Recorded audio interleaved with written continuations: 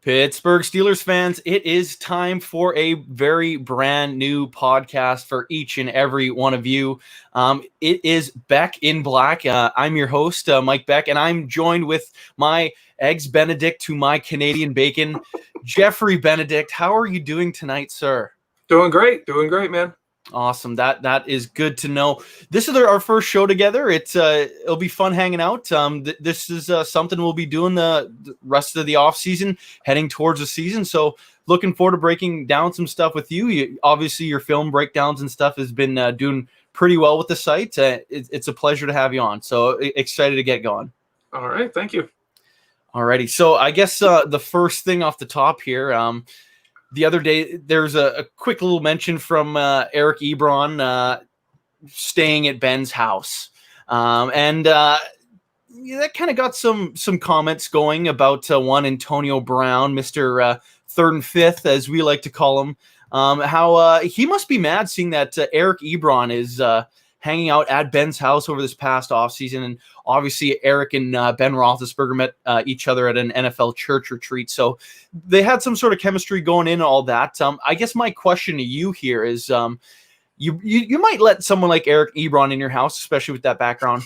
Would you let one Antonio Brown in your house? Ben has young kids. Would you let a guy like that in your place? I might. I might. As long as you have an exit strategy. You gotta have an exit strategy if you've got Antonio Brown in the situation. And make sure there's no gummy, objects around. So once the furniture starts getting thrown around, that's probably when I'm calling it quits there. So I guess getting right into our main kind of two topics here tonight, our very first segment, we're going to be talking a little bit about Ben Roethlisberger and his little press conference breakdown that went down yesterday. And there's a ton of great stuff in there. Man, the quotes that we've been starving for all off season long. So that was some really interesting stuff. Obviously, the most important thing that Ben Roethlisberger talked about is he's not just playing for the sake of playing. He wants to win championships. He wants to win Lombardis. And matter of fact, he doubled down on that and said plural. Make that plural Lombardis. Do you think Big Ben can do that? Is this team good enough with the addition of Ben coming back into the mix? If he's 2018 Ben, are they good enough to win the Super Bowl just this year, let alone multiple? Yeah, I think he is. 2018, in my opinion, wasn't his best season. I think actually he was better other years. But I think he has that. And you brought up Ebron. He talked in there not just about Eric Ebron, but Vance McDonald as well. Like both those guys. And he stressed quite a bit on having those two guys playing, which actually made me think of 2018 where we had Jesse James and Vance McDonald. And both of them were over 8 yards per target. Like they were both really efficient usage in the passing game. And that just opens up everything. If they can get that going again, that opens up your run game. That opens up so much when your tight ends are just that deadly. Yeah, no kidding. And then the combination of Vance McDonald, obviously, I believe 6'4", Ebron 6'5", and then, or might have had that switch. And then Chase Claypool, I know 6'4". Do you think those kind of behemoths, do you think one of those guys, just based on matchups, is just going to go off because there really isn't someone that can cover those guys? I think you'll see pretty good stats from all of them. One thing I think you will see is Ben's efficiency go up. I've talked about this before in different stat posts, but when he has a true deep threat, someone that just stretches the field and they connect much at all, his numbers go up. His interception rate goes down, his touchdown rate goes up, and his yards per attempt go up. Like there's a noticeable difference when like Mike Wallace joined the team, and then when that fizzled out, and then when they got Martavis Bryant, like there's more impact from players like those guys in Ben's stats than whether or not Antonio Brown is playing. Like as crazy as that sounds, it's just Ben has the skills to utilize those kind of deep threats so well. And I think Ebron and Claypool both play into that because Ebron's got the speed, he's got route running, he's got good hands. He's a deep threat.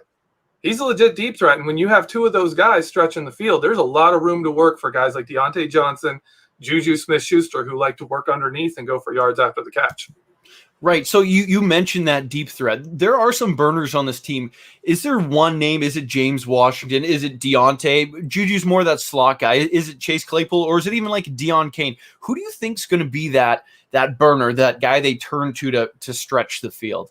Well, Deontay Johnson talked about that today. They talked to him, and he said he thinks he can do that role. They've gotten some big plays from Juju Smith-Schuster, which is pretty incredible. He actually is towards climbing up the list for really long pass receptions for touchdowns. He's up there for the small amount of time he's done it. But really, Chase Claypool, he is a lot like what Ben likes to play with. Reminds me quite a bit of Plexico Burress, who, I mean, they only played together for 1 year, but Ben would just throw the ball. Ben would just throw the ball to Plexico. He'd just chuck it up there. It didn't matter. And I think you could see Chase Claypool be that kind of target where he's like, if he's one-on-one, Ben's just going to throw it until teams respect that enough that everything else is opening up. So I think Chase Claypool could be a big deal to the offense. I think Eric Ebron could really, really put up numbers here. Obviously, I believe it was yesterday as well, Ike Hilliard, Steelers wide receiver coach, threw a lot of praise towards Chase Claypool, saying he's going to play a lot and he's going to be a contributor for the team. I think that's probably a bit of an upgrade over Johnny Holton being the burner last year. So yeah, no, I think that's a step in the right direction. But getting back to Ben, he mentioned he's at the lightest weight of his career in about 13, 14 years. It seems like we hear that on a yearly basis, but do you think that's something that's really important, something that we really got to keep in mind here, that Ben put in work this offseason? Yeah, I think that matters a lot with his age. He has a lot of wear on his legs. He has a lot of wear on his back. And just carrying around even a little bit less weight, being a little more toned, a little more conditioned, that's going to make an impact on how his knees feel, on his back feels, and that's going to affect his mechanics. That's going to help him. So that I think actually matters more now than it did in the past when he was younger. Right. So another thing kind of with his body and the injury, that of course the 3 torn ligaments, he mentioned that he was feeling some effects of that well before that Seahawks game. Is there somewhere in the stats that you can see, like maybe there's a drop off already that like you can kind of say like, oh, Ben kind of started feeling the effects of this in 2018, 2017. Is there anything that suggests that when stuff started to roll downhill? Yeah, 2018, he was not as efficient a passer. He just wasn't. The problem with that is, is it that his elbow? Is that Randy Fichtner's offense? Is that he's having a falling out with Antonio Brown? Like, there's so many other factors that go in there. It's really hard to pinpoint one thing and say, ooh, look at this. This is where his elbow went bad. But there are some signs that he was not as effective throwing, especially deep, when you get into 2017 into 2018 as he was before then. Right. Now, you mentioned that you didn't think 2018 was the best Ben year. In your opinion, what was the best Ben Roethlisberger? What year can you point at and say that's the best Ben Roethlisberger we got so far? That's actually not hard. 2014 for me.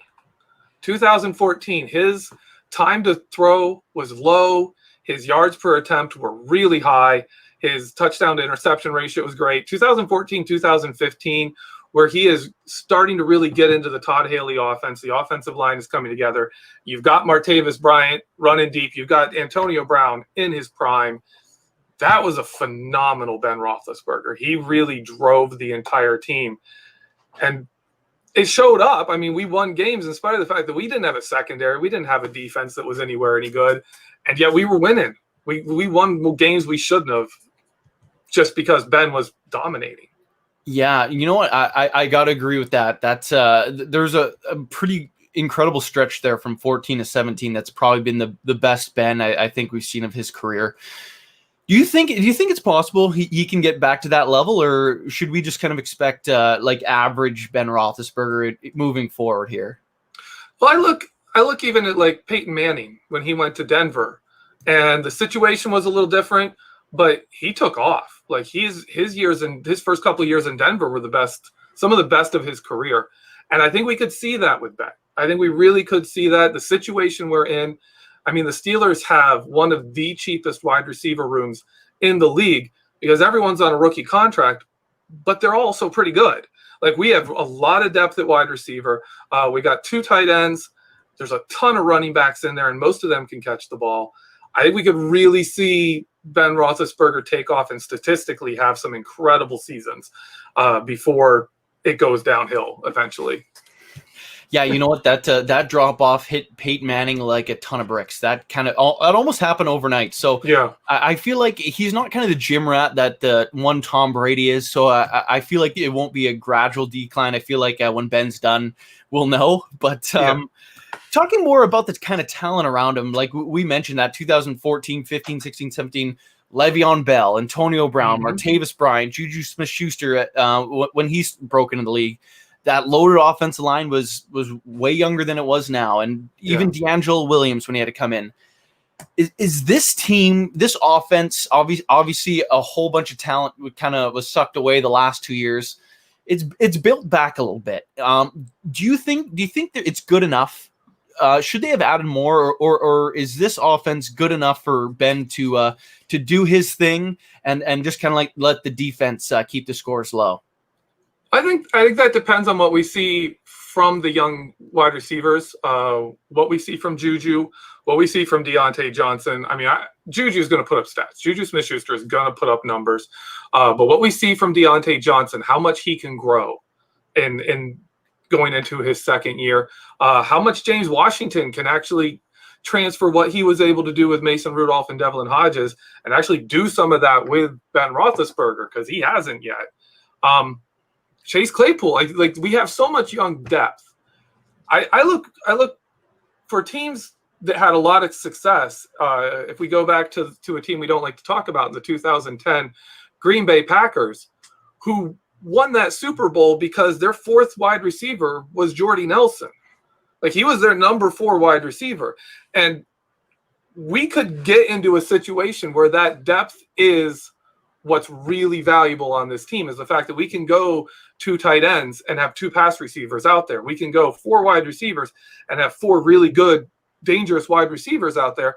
We can go through 3 running backs. You know, if we get to be that place, I think that's a great setup for Ben and also for Randy Fichtner's offense, because it works differently than Todd Haley's, and I think it works better with more depth than it does with having stars at the top.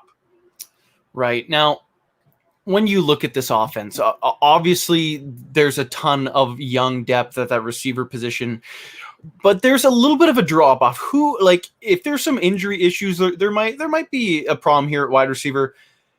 Obviously, we talk about the core 4 at the top of the depth chart a lot. Who's number 5 to you? Who's number 5 and who's number 6? That's really what I'm curious about at this receiver spot. Well, that's going to be a big deal, is actually who can take those spots. That's going to, I mean, not the biggest of deals, but that's going to be a good camp battle to see. I think we could see a Deion Kane, but I also think we're going to have to look and see who makes it for special teams, because that's still a big. They've always had a wide receiver be one of those gunners. Is Chase Claypool taking that job? He has the potential to do it, but you know, it's one thing to have the potential to do it, and it's another thing to actually get on the field and be trusted by the coaches to do that when they're also trying to speed you into being a wide receiver. I grew up in Michigan. I'm a Michigan Wolverines fan. I love Amara Darboh. I love his spirit. I love his story. I would love to see him take a step up and actually make that. He's a great special teams player, but he's never been able to do anything on the offense. So there's questions there. Who could emerge? Who could do that? What I don't see is Ryan Switzer. That's I don't see that. It's interesting you say that, because obviously the other day he posted that picture of himself absolutely shredded. A little bit jealous of myself, looking like one Jeff Hartman, co-editor of BehindTheSteelCurtain.com. One Yeah. Fit Dad on Instagram if you want to follow that, but not a whole lot of Steelers content going on there. But anyway, he obviously is a good buddy of Ben Roethlisberger. Do you think that merit alone is something that could get him on the team? I'm not so sure that really matters much to the coaching staff. I have a hard time picturing Mike Tomlin being like, "Oh, hey guys, we need to put Ryan Switzer on here over these other guys because, he's Ben's friend." I think he's made the roster so far because of his versatility, because he is a good number 5 wide receiver and he's a very safe punt returner. If we see Deontay Johnson showing he can be a safer, a more reliable punt returner, because he was great and explosive, but he's also fumble prone. If he can get away from that, I don't think Ryan Switzer really has a chance to make this squad. Yeah, that's kind of what I'm thinking. I think in that sense, if Ryan Switzer is kind of floating around the roster, he's kind of close with someone, that relationship might kind of push him through. Obviously, Ben, I feel like the team would probably consult Ben at the very end of that roster when it comes to picking a 6 wide receiver. It's like, hey, Saeed Blacknell and Ryan Switzer, it's a toss-up. Who works better with you? He'll probably go with his buddy. So I think that's how I'll end up. Well, even if he doesn't make the roster, it's important to remember there's a few, I don't remember the exact number, but there's a few practice squad spots now that are not, you don't have to have like a limited number of experience. There's a couple practice squad spots that anyone can take. So even if Ryan Switzer or one of these other wide receivers don't make the team, they could end up on that practice squad. And of course, then they're eligible for call up at any time. Right. Now, looking over to the live chat here, Ezra has an interesting take here. He says, with the pick of Claypool, Washington is the odd man out in the future. Now, do you believe that to be true, or are you thinking one Juju Smith-Schuster might not be re-signing here in Pittsburgh? Is Washington really that odd man out, or is this team kind of going to be basically whittling down as contracts come up here? Well, if you look at the positions they played in the passing game, Juju Smith-Schuster plays a lot in the slot, but he also plays that outside strong side receiver, the Z. Deontay Johnson played almost exclusively X receiver, just like Antonio Brown. Similar size, similar change of direction. He fits exactly what they like in that X receiver. So James Washington's role has been, when Juju Smith-Schuster is in the slot, James Washington takes over that outside strong side receiver. But that's also the spot you're going to want Chase Claypool. Chase Claypool's not going to be an X in the system. He's probably not going to play a lot in the slot early on. So he really fits that mold, which is exactly where James Washington played most of his snaps. So I think you're going to see a lot of snaps go to Chase Claypool, and James Washington is going to be kind of the odd man out for this year. The question is, after that, the Steelers are set up to see if James Washington can take over kind of a Juju Smith-Schuster role. If Deontay Johnson's ready to be like a top wide receiver, or Chris Claypool breaks out and has a really good rookie season, and he's that big, deep threat that they want there, you could see them let Juju Smith-Schuster go and James Washington move into his role, and Chase Claypool take that outside spot. And they could draft another receiver. They just keep this going, where every year we're going to draft a receiver, have the cheapest wide receiver room in the NFL, and also have one of the best, because we keep drafting great wide receivers.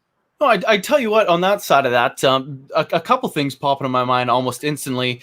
They've kind of been doing that with both wide receiver and running back. Mm-hmm. Is that sustainable? Can a team do just mid-round receiver, mid-round running back, as they age out of their rookie deals? You just kind of let them go. Is that something a team can do and remain successful?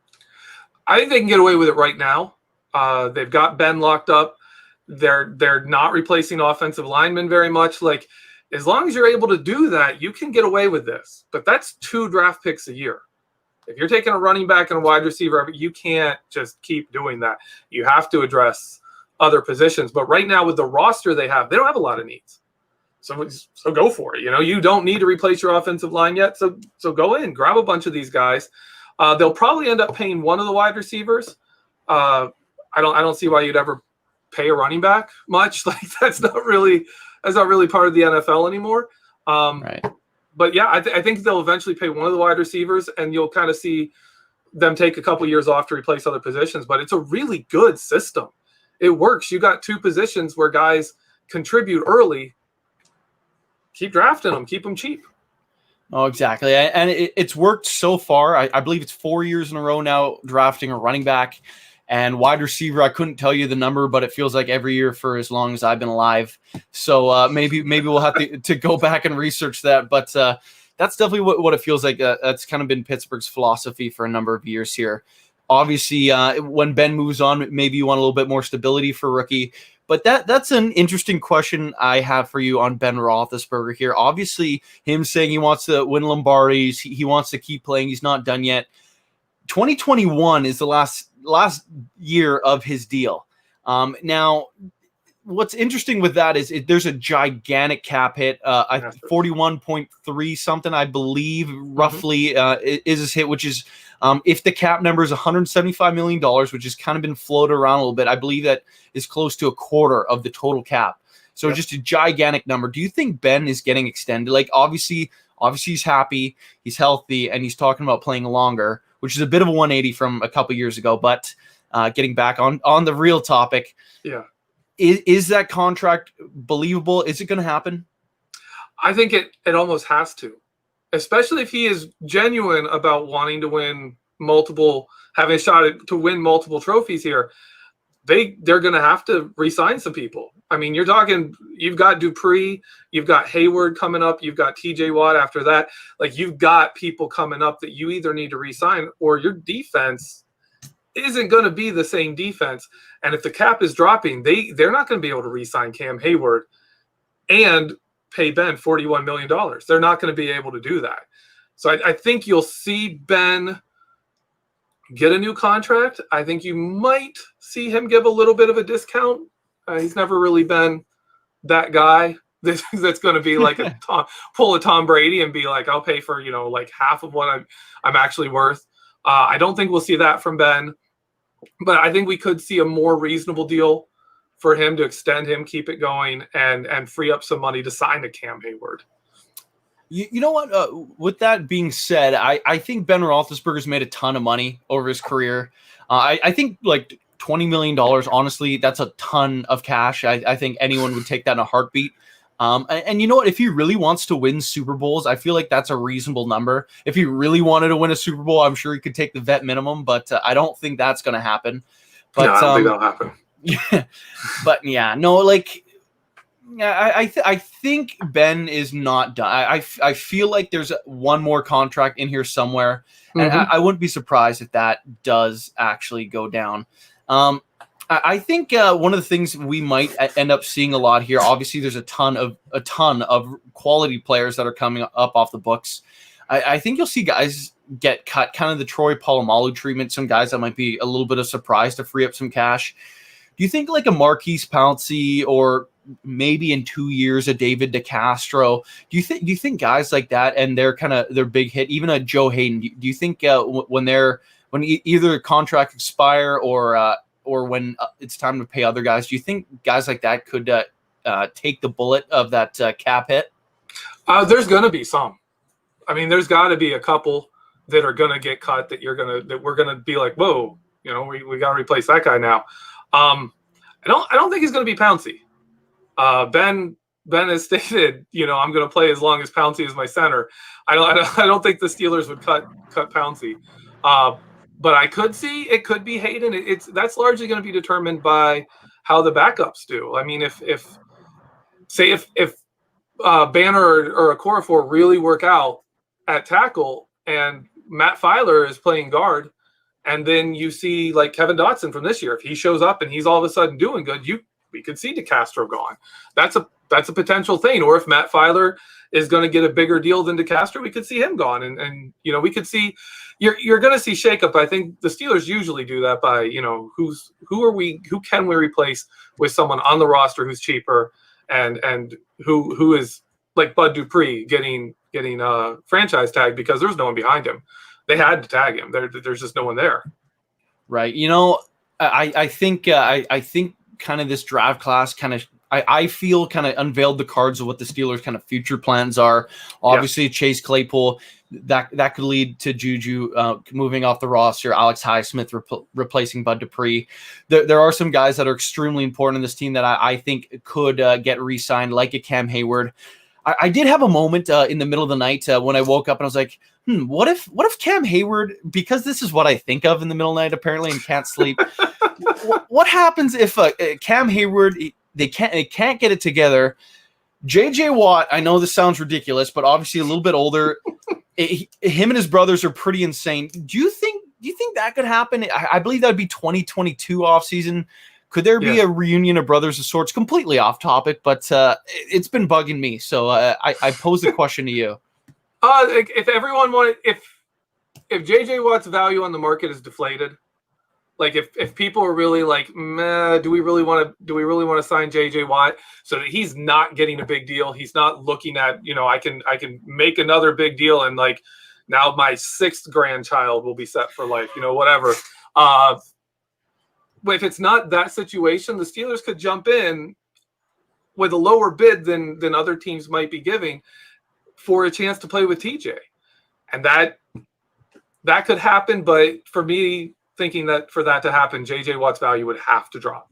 He's going to have to be looking at no one wants to pay him a bunch of money. You know what? His cap hit, I believe, is only $15 million this year. So yeah, I suppose. But yeah, that's just one of the things that nag me when I'm doing absolutely nothing. So I'm glad I got that out in the air. And now that the public knows that I'm absolutely insane, I'm sure our ratings will spike through the roof. But I'm thinking here maybe it's time to transition to part 2 of our new kind of system here. If you're listening on a podcast on anywhere that you get your podcast from, of course, BTSC is on anywhere from Spotify to Apple Music to you name it. I believe even Pandora we're on it. So if you're listening on our podcast platform right now, we're going to move over to part 2 and chat a little bit of Matt Canada. So make sure you download that episode as well and continue with our great chat here with Jeffrey Benedict and myself. If you're on YouTube, don't go anywhere. We're going to continue keeping on this very live stream. So just one quick second here and we will transition into part 2. And for part 1, of course, I am Deputy Editor Michael Beck, and I'm joined, of course, with who I will be joined with every single week, Mr. Jeffrey Benedict. And part 2 coming right back at you. That was a pretty quick transition. I don't know if you're listening to the podcast platform, if it loaded that fast for you, but we're already right back with part 2 for our YouTube viewers. So our second topic today, obviously, the other interview that went down on Tuesday, I believe, was one Mr. Matt Canada. A ton of great stuff and a ton of interesting thoughts around Matt Canada and this coaching staff, what he brings to this team, what the ad means. I think I kind of want to start off at the running back position because obviously Matt Canada has worked a ton with he bounced around a lot, and then Pittsburgh managed to draft a running back from basically kind of chased him around wherever he went, which is interesting. Maybe there's some grand scheme here. Maybe I'm just a conspiracy theorist. I'm not sure. But obviously James Conner, Anthony McFarland, and Jalen Samuels all worked under Matt Canada. Do you think that's going to affect this offense? Are they going to get a few more looks? Is Benny Snell even the odd man out? Does that mean anything to you, Mr. Benedict? Yeah, I think it does. I honestly think there is a reason we have so many Matt Canada running backs, and that's because he uses them very versatilely. His running backs run routes. They line up as a wing back, which is the predecessor to what we now use for slot receivers, and they ran routes. So when you're looking for a running back and you're saying, hey, we want someone who can run, but we also want someone who's going to be a threat in the passing game because Ben Roethlisberger is our offense. He's going to throw the ball to these guys. It kind of gives a little bonus if they are in a Matt Canada style offense where they had a lot of versatile usage or they did a bunch of different things. Right now, I'm sorry to cut you off. No, go ahead. Go ahead.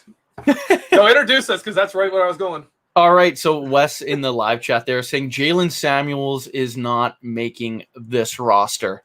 I'll throw it right back to you. Do you agree with that? Is he someone that's going to be on this team in 2020 or are they moving on?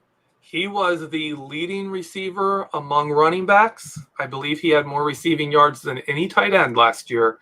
He also led the entire running back position in the number of snaps played. Offensive snaps, led everybody. I don't think he's going anywhere.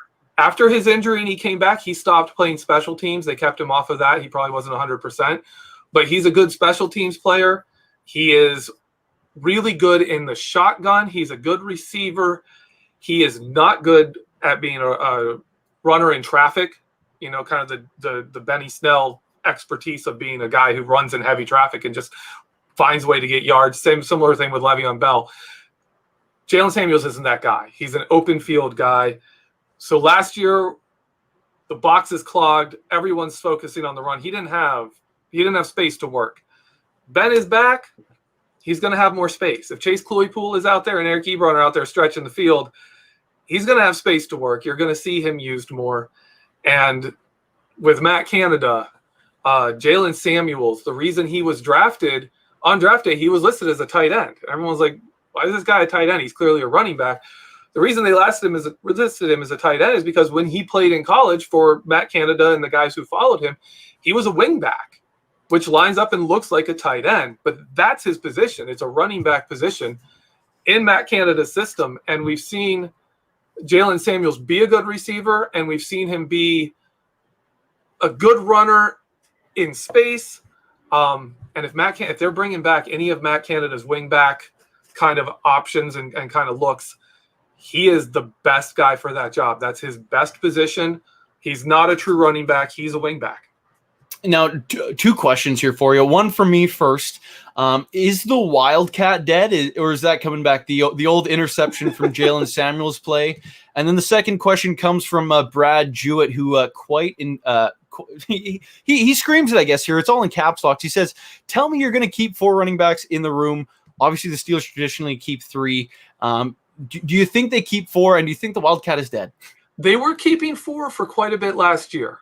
As long as they are getting special teams use out of them, that is something they will do. If Anthony McFarland is a kick returner, very likely we could see 4 running backs and the fullback. One of the reasons they kept 4 last year was they lost Roosevelt Nix. But we could see that happen. I think the Wildcat is dead. But speaking of Matt Canada, the best part of the Wildcat is Matt Canada's, like, that's his thing. The best part of the Wildcat was James Conner. Like, they would, when they snapped to Jalen Samuels and he just pitched it forward to James Conner, and it was a pass, but he ran a jet sweep. That's what Matt Canada does. And they were able to do that with James Conner because that's what James Conner, he did that in college. He did that with Matt Canada. He knows how to do a jet sweep. And those were the best moments from that Wildcat and why they kept going back to that. So I think the Wildcat is dead, but I think you'll see that stick around as some of the stuff that Matt Canada adds to an offense. Right. Of course, touching on the jet sweeps, Matt Canada brings a ton. He is kind of an expert in kind of spreading out the field, moving the defensive players around, shifting formation. What does he bring to this team? Is this a game-changing move? What is Matt Canada's impact on the 2020 Steelers? Okay. Yeah, this is right in my alley. I did a film room on this, I think, last week. But you take those jet sweeps. I think everyone remembers Juju Smith-Schuster's. Probably most people remember Juju Smith-Schuster's first catch was a touchdown. His very first time Ben threw him the ball was a touchdown. And it was what we call a shovel pass, where he ran behind the line of scrimmage and was almost a running play. Ben just tossed it forward to him, and he ran with the ball. Canada ran those, but not out of the shotgun. He ran them out of, the quarterback's under center, and that's just a wing back run. That kind of pass play is an old wing back run from back in the old days of football, just with the quarterback too far back and has to pitch it forward. Just like the same, the tap pass to James Conner, it's just a jet sweep. So I think we'll see that kind of stuff worked in. So I think we will see more jet sweeps. I'm interested in seeing like Deontay Johnson on jet sweep. He ran a couple so fast out of those. Like, he's so fast out of those that you're just like, yeah, and he's great with the ball. Why not do that? The interesting thing with those plays is you can take running backs out of the backfield and still have a running threat. If you see Juju Smith-Schuster lined up there right off the tight end, and he runs that little shovel pass, he's attacking a run gap. just like you would if you handed off to a running back and he ran it, but it's a pass and he's not lined up in the backfield. If they're in man, there's nobody sitting over the defense watching for that play. Same with the jet sweep. It's a run to the outside where you didn't have anyone behind the quarterback. You didn't have anyone back there. They're out in formation, and you don't know, is he running a slant? Is he going a 5-yard out route? Or he could just fly across the middle of the formation and take the ball and be a runner. And that's where Matt Canada's impact really, to me, fits what the Steelers do, fits what Roethlisberger likes. Like, he loves being in the shotgun. Well, you can run these things out of the shotgun, and it benefits him even more because it turns a run into a pass. Like, so he's collecting stats. He's looking at everything's looking better, and you have these multiple threats where you didn't before. Right. Now, obviously, Matt Canada brings a ton, and this offense is going to be really interesting to watch because I think there's a lot of things going on here. If I asked you to define this offense, is it a West Coast offense? Is it a run and gun offense? Like, what would you describe the Matt Canada offense as? Well, that's the thing. Like, the best I can give you is old school. Like, it's or I could call it a high school offense. You don't know. Like, he's always said, he fits it to his personnel. When he was in Wisconsin, it was a ton of run, big formations, lots of stuff. One of my favorite things he did when he was with Pitt is he ran RPOs with a quarterback that didn't run. He run a read pass option with a quarterback who didn't run. And how he did it is, if you watch the Clemson game, Peterman would take the snap, have that RPO handoff, that kind of like, ooh, am I handing it off to James Conner? I don't know if I am yet. He's doing that with Conner. And if he doesn't hand it off to Conner, he pulls it away and pitches it up the middle to a tight end who then takes like a shovel pass and runs. So he's not even, like, the quarterback's not going to run with the ball, but it's an RPO out. You get that kind of, Connor's going that way, or is the tight end going that way? He did that in college. He did that and beat Clemson with it. That kind of thing is crazy. And then you go look at him in Maryland, where it was all about wingbacks. It was a ton of jet sweeps, running backs playing. Like, they were playing 3 running backs at a time. Like, you got 3 running backs and a tight end on the field and a quarterback, like, and 1 wide receiver. That's the kind of stuff he can run there. You have him wide open. It's all over the place. And I think his interview, he really tipped that off by saying, I'm here to learn what we do best here, and I'm here to learn what Ben does best, and that's what we're going to do. He's going to fit that into what Ben does best, which is probably going to be a lot of stuff out of shotgun. Yeah, no kidding. And obviously with the way that he molds his offense, I think Matt Canada is a really interesting name to be the next offense coordinator. Do you think that is realistic? Was Matt Canada brought in to lead this offense one day, or is he going to have more of an impact and be kind of a pseudo offense coordinator come day one? I think he'll have some impact. We got our first confirmation of that, Deontay Johnson's interview today, where he kind of let it slip that they're learning those motions. He stated, he said, I'm still learning those motions and the stuff that Matt Canada brings. So they're using some of it. Is he a future offense coordinator? I think he will be. I think he's the kind of guy that's going to get that shot. I don't know if it'll be with Pittsburgh. It could be somewhere else. I mean, we've seen guys bounce from the NFL back to college and then back to the NFL again. If this offense really takes off, though, and you see Ben, kind of revitalized, and they take a couple of years with Matt Canada playing, quarterback coach, maybe give him a promotion title, but have him doing the same thing, you could definitely see him. If we're contending for a Super Bowl, yeah, someone would grab him and be like, come do that for us. Yeah, no kidding. Now, say the Steelers' offense does take off. Could they justify firing Randy Fichtner? Because he is still the offense coordinator. If they take off, can they fire the OC to bring in the QB coach? I think Steelers fans will accept it, but do you think that's something that would be reasonable to actually happen? I think it could happen, but not for a couple of years. I think you're talking at least 2 years. Even if the offense this year suddenly takes off and we win the Super Bowl, someone might try to hire him, but that's one season. That's a That's someone who's been in the NFL for exactly one season. He has never coached in the NFL before. And so that would be tough. That would be really tough for a team to say, we're going to drop him in, make him our offensive coordinator after one season. So I think we're going to see a couple of seasons. And at that point, I mean, if Ben Roethlisberger's gone, why would the Steelers even keep Randy Fichtner? Why is Randy Fichtner your offense coordinator if Ben Roethlisberger's gone? He just runs Ben Roethlisberger's offense. That's what he does. So I think that we could see that, but I don't think it'll be right away. Super quick question for you. Ben Roethlisberger or Matt Canada, who's more likely to be the next Steelers offensive coordinator? Well, Ben Roethlisberger is the offensive coordinator now. You're right. He is now, and he's going to be until he retires. So I say he's probably the offensive coordinator for the next 4 or 5 years. I think he's going to stick around. I think he's going to do it. He's going to be that guy. He's going to continue to be that guy. I wouldn't be surprised by that at all. Now, in Matt Canada's offense, obviously they kind of run stuff a little bit different. What's one, not quarterback necessarily, but what's one player that you think is going to be the most positively affected by having him running or kind of working with this offense, I guess?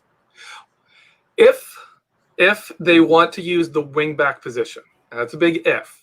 And we'd see that, say, if the Steelers keep fewer wide receivers and they don't keep like a Ryan Switzer, and they keep Jalen Samuels, you could see Jalen Samuels lining up primarily kind of as a slot receiver, as almost like a receiver.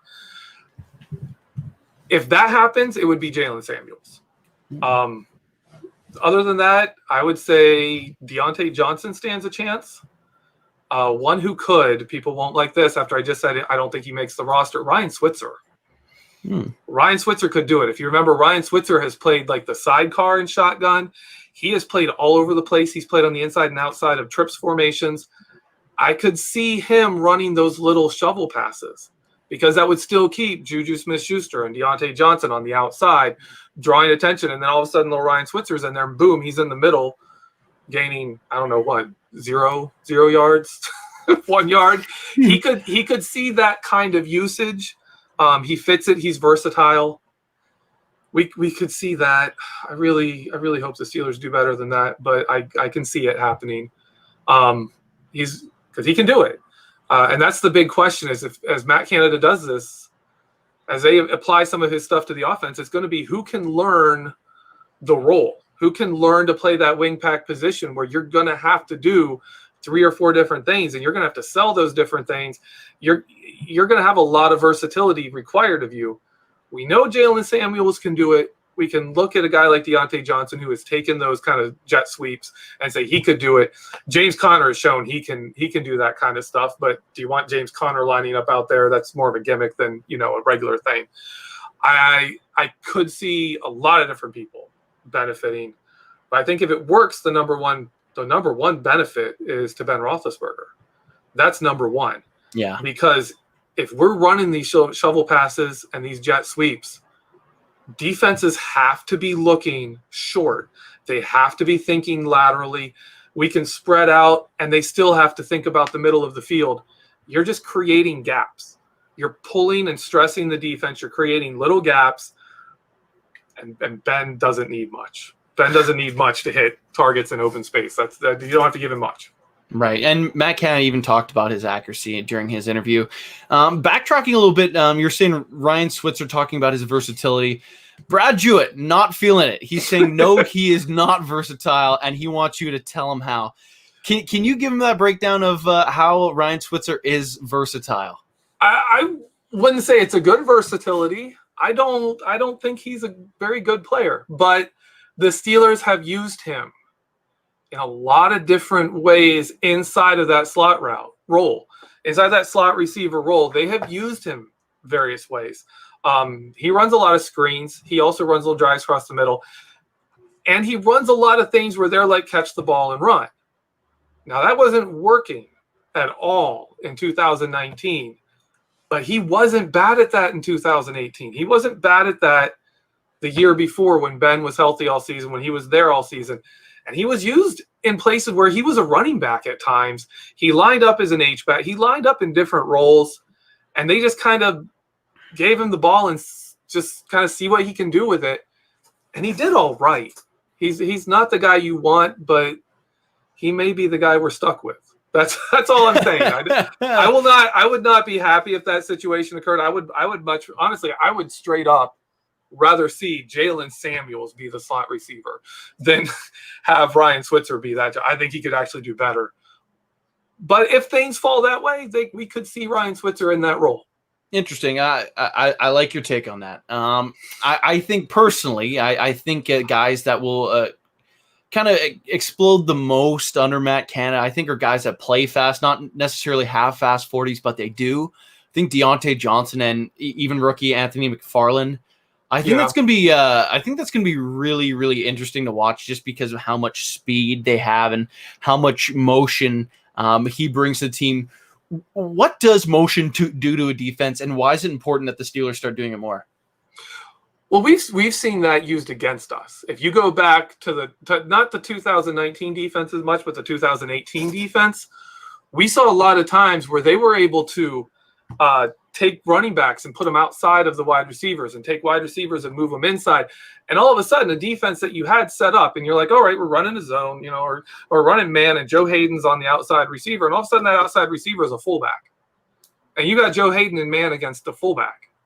Like, that's what you have. And on the inside, now you had Vince Williams lined up in the slot, and the slot receiver happens to be their number one receiver. That's not a great situation. And we saw that in 2018.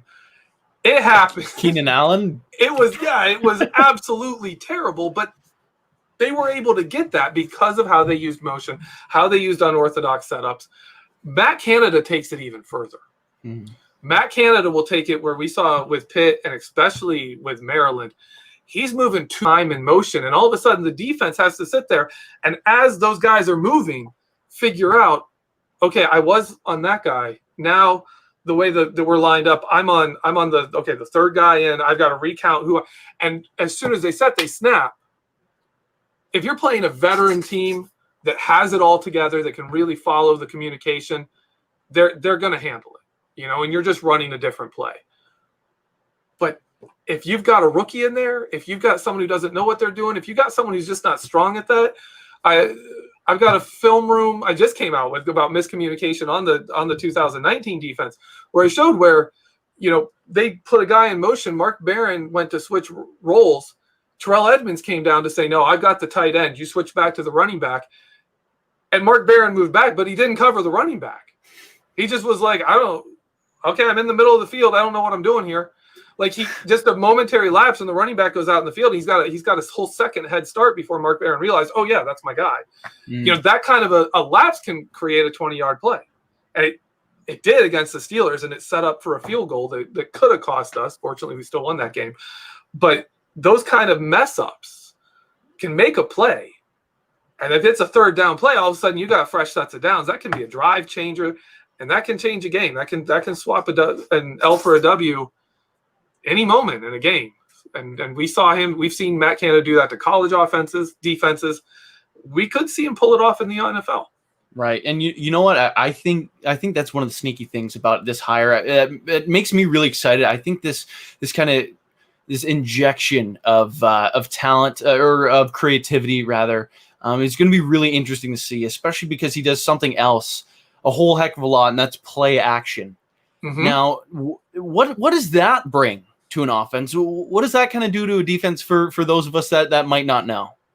Well, play action, great way to check that is watch the early season, especially the San Francisco game, where the Steelers were biting on play action. You had Devin Bush and Mark Barron every play just biting on play action, and George Kittle running behind them wide open. If it's a zone play, those linebackers that stay up a second, they're not as deep in their zones. And if you have a good, fast tight end, they're behind those linebackers. And, oh, yeah, we just added that kind of a tight end with Eric Ebron. Like, we seriously just added the weapon that you want to take advantage of that kind of pressure being put on linebackers. And it really goes along with how Matt Canada uses jet sweeps, because a jet sweep is the receiver goes into motion right before the snap and then is at a dead run when the snap happens, and boom, you get the ball to them really quick and they're already running. Well, it's a kind of play action. If you could fake that and go make a throw, it's kind of a play action move. When you use play action off of that, where you've got play action with a running back and you've got kind of a jet sweep motion going on, there's all kinds of things. There's all kinds of things you can do. The New York Jets actually did one to the Steelers last year, where they had Le'Veon Bell move out to a wingback position. He lined up in the slot, which Le'Veon Bell does, and then motioned back to running back. And they had a running back / wide receiver on their team who moved out to a wingback spot, and we treated him as a wide receiver. And they ran this play action run to Le'Veon Bell going outside, and then turned and handed it off to this guy running behind that. So the Steelers are pushing outside, like, get outside quick. Le'Veon's going outside. And the guy just ran behind that in a wingback run, an actual wingback run in the NFL. But the very same kind of moves that we see the Steelers use with those shovel passes. So that's one way that could go down. I think that's something we could look for in play action, is just so many different directions people are looking. So many different directions people are looking. And it's hard to run play action out of shotgun. But if you think about it, play action out of shotgun basically is an RPO. It looks like an RPO. Am I handing it off? No, I'm pulling it and I'm throwing it. That's kind of play action out of a shotgun. And Canada does that. Matt Canada did that with Pitt. As I was saying, he did that with Pitt against Clemson. And they had a run option built in. It was an RPO, a run with multiple runs and passes. You could see that with Ben. I could see that with Ben, where he fakes the handoff to James Conner coming across, and you've got people running routes deep. But if he's got that he can do it under his little shovel pass if he just wants to do that. And where are you covering? You don't even know what you're doing on defense.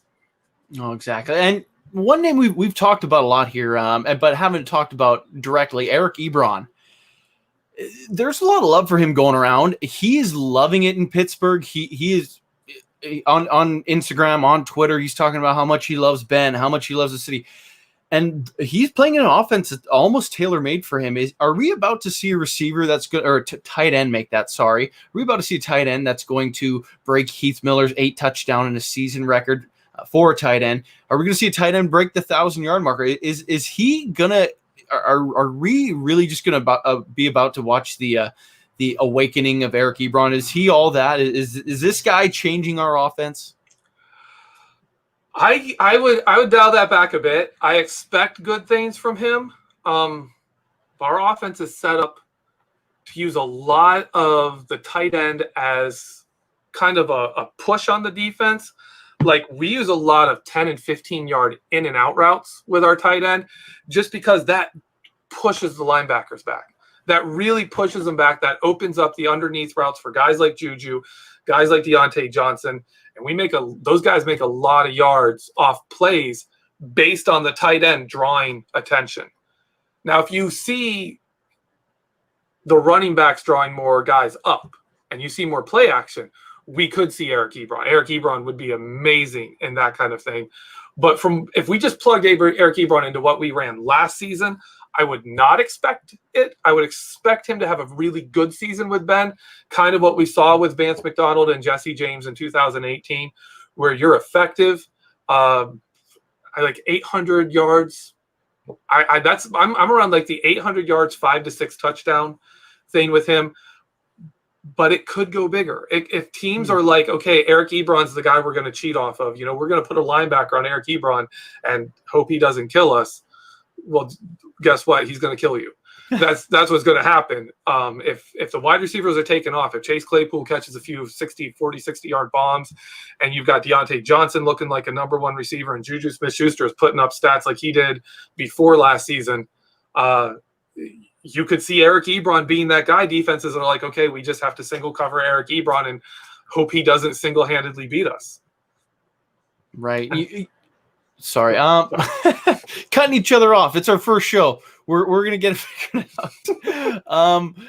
You know what? 800 yards, 5 touchdowns. That would be an outstanding number for Eric Ebron. Yeah. Before we get out here, we are heading to the top of the hour.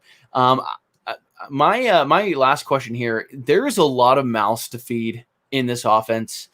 How many 1,000-yard receivers are we going to have? How many 1,000-yard running backs are we going to have? Is it possible we have none? Like, obviously the ball is going to get moved around a ton. Yeah. What do you think is going to happen there? I think you're going to get 2 players with Okay. 1,000 yards. Juju Smith-Schuster and Deontay Johnson. That's my picks. I think the running backs are going to be – I mean, if you want to count receiving and rushing yards together, yeah, I think you could see a running back reach that. But I think we're going to use multiple running backs. I don't think James Conner is going to be playing all the time and getting fed enough to really get those 1,000 yards. I think you're going to see Eric Ebron pull out, 600 to 800. I think you're going to see Vance McDonald with another 500. I think you're going to see James Washington with like 500 yards. You're going to see a lot of guys with those numbers, and we're going to say, oh, we thought they were going to be better than they are. They're not quite as productive as we thought they were going to. But that's not going to be the case. It's just going to be there's so many yards to go around. Last season we had 4 guys, I think, with 3 guys with 400, 500 yards, which is kind of standard. We usually do not have more than 3 guys with 500 yards. I think we've gone as high as 5 one year when there was some injuries and Ben was mixing it up and like no one had big yards. But I don't expect that to be the case. I think we'll see Juju eat a lot of yards. I think we'll see Deontay step into that clear number 2 role. I think we'll see tight ends account for 1,300 yards combined. And then there's going to be running backs getting yards. Like, it's going to be all over the place. So there's going to be yards available, but I don't think we're going to see a lot of 1,000-yard receivers. Awesome. And I think with that, we're going to head on out here. Of course, if you haven't already and you're listening on the podcast platform, anywhere you get your podcast, by the way, make sure to go ahead and listen to part 1 if you haven't already. We chatted a lot about Ben Roethlisberger and his press conference where he broke down a ton of stuff. Of course, both Jeffrey and myself will be coming back to you each and every week, hopefully around the same time, around 9:00 p.m. Eastern time. So it's great hanging out with you guys in the live chat. It's great getting your feedback, and we have a lot of fun doing this. So as we head out here, just want to thank each and every one of you for hanging out with us. For my co-host, Jeffrey Benedict, I'm Michael Beck. Thanks for tuning in. We'll catch you guys next week. Oh, really quick before I get out of here, we got a really quick super chat, and I just want to thank Kathy super fast here. She says, like the show, everybody, and mark the tape Juju. Kathy, thank you so much for that. I guess we're gonna take off here. For our first show, I think we had a little bit of fun. So Jeffrey, thank you so much, and thank you everyone in the live chat. I've been Michael Beck, and you're listening to Beck is Black, or Back in. I don't even know. It's our first show. We'll figure it out. We'll get it all together here. See you guys. All right, bye.